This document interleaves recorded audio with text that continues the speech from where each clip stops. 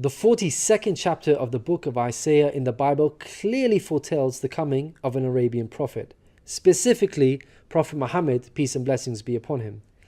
Isaiah describes itself as a prophecy about the future.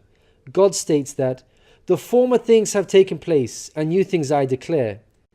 God starts the chapter by drawing our attention to a very special person that he will send. He describes this person as my servant, whom I uphold, my chosen one in whom I delight.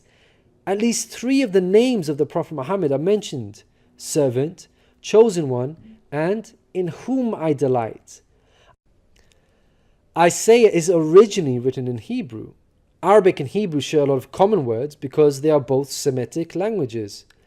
Isaiah uses the Hebrew word ebed for servant. The Arabic word for servant is abd. Prophet Muhammad is known as God's servant. In Arabic, Abdullah. Chosen one is Mustafa in Arabic. This is another of the names of the Prophet Muhammad.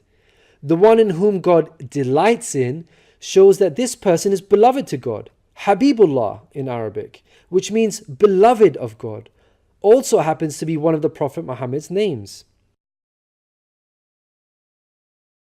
In Isaiah, God also reveals the location of this special person. He states, "Let the wilderness and its towns raise their voices. Let the settlements where Kedar lives rejoice." Out of all the nations on earth that God inspired Isaiah to mention, he chose to highlight Kedar's location, so we should pay special attention. Throughout the Bible, Kedar and his sons are linked to Arabia. For example, the book of Ezekiel tells us that Arabia and all the princes of Kedar were your favorite dealers in lambs, rams, and goats. In these they did business with you. In Isaiah, God goes on to narrow the location down further to a specific city within Arabia. He states that the people of Selah should sing for joy. Let them shout from the mountaintops. The place Selah pinpoints the exact location in Arabia. The place being spoken of is the city of Madinah in Saudi Arabia, because Selah is the name of a famous mountain in Medina. Medina was the city of the Prophet Muhammad. An important point worth mentioning is that historically we know there was a presence of various Jewish tribes in Medina before the advent of the Prophet Muhammad. Both Jewish historians and Islamic history records this fact. The question then arises, why were there numerous Jewish tribes within Medina? The answer is that the learned Jews were aware of this prophecy in Isaiah and were anxiously awaiting the coming of a new prophet. Islamic history records the fact that whenever a dispute arose between the Jews and the Arabs in Medina, the Jews used to taunt their pagan Arab neighbors by saying, "When our prophet arrives, we shall obliterate you." The Qur'an also affirms this. God says, "Is it not a sign to them that the learned men of the children of Israel knew it as true?" In Isaiah, God informs us that the special person will bring something new. Mankind is told that we will sing to the Lord a new song, His praise from the ends of the earth. The statement "a new song" means a new law, a new way of worship. This is exactly what Islam represents. The emphasis on the new song here is singing the praise of God all over the earth. The Quran opens with the statement, "Praise be to God, Lord of the worlds," and is recited by Muslims all over the world during prayers every day. The new song cannot refer to Jesus because he did not bring about anything new. Rather, he confirmed the law of Moses that was already there. In the Gospel of Matthew, Jesus said, "Think not I am come to destroy the law or the prophets. I am not come to destroy, but fulfill."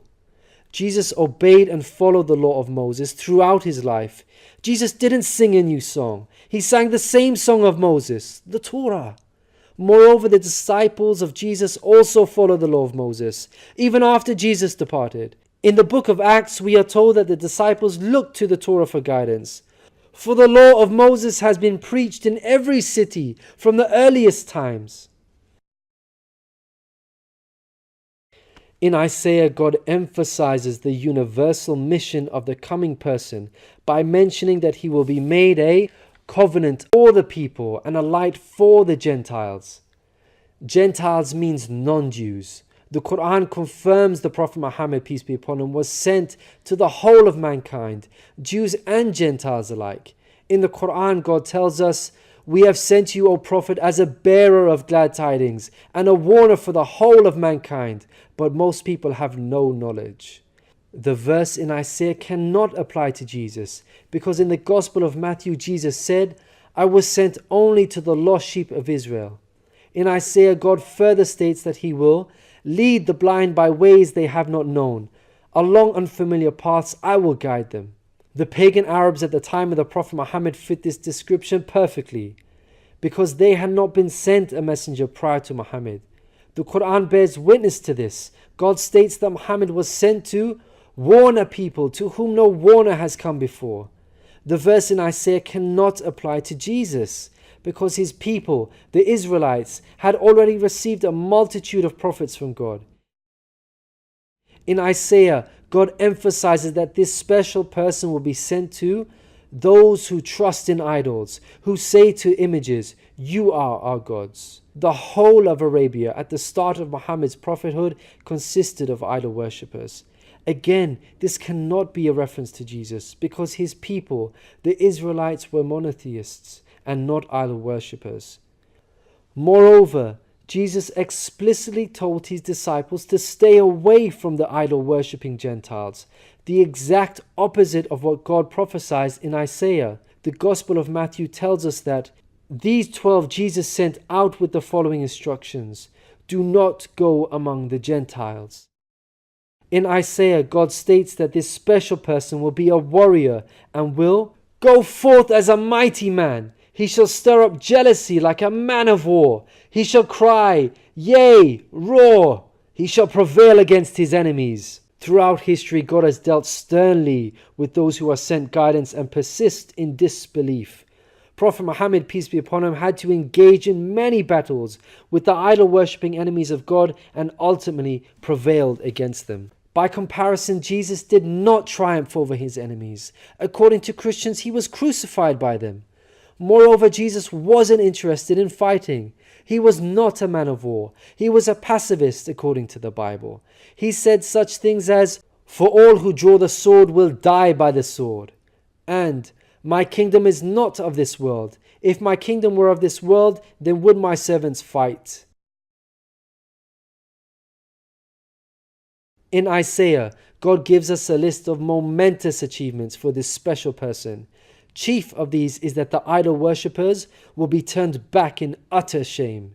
Not only did the Prophet Muhammad conquer Mecca, the pagan capital of Arabia, but by the end of his life, in just 23 short years of prophethood, Arabia had shunned idol worship and now worshipped the one true God of Abraham. This cannot apply to Jesus, as it was Christians themselves who were humiliated and greatly ashamed for hundreds of years after Jesus. They were persecuted at the hands of the Roman Empire, who were idol worshippers. They executed some of the apostles of Jesus, such as Peter and Paul. Christians were tortured and even fed to the lions. Finally, Isaiah closes with an admonishment from God. "Hear, you deaf. Look, you blind, and see. You have seen many things, but you pay no attention. Your ears are open, but you do not listen. Which of you will listen to this or pay close attention in time to come?" It seems clear that the deaf and blind God is talking about in this verse are those who reject Prophet Muhammad, peace be upon him. Who among you will heed God by acknowledging him? Who will listen and pay close attention in time to come? الذين يتبعون الرسول النبي الأمي الذي يجدونه مكتوبا عندهم في التوراة والإنجيل يأمرهم بالمعروف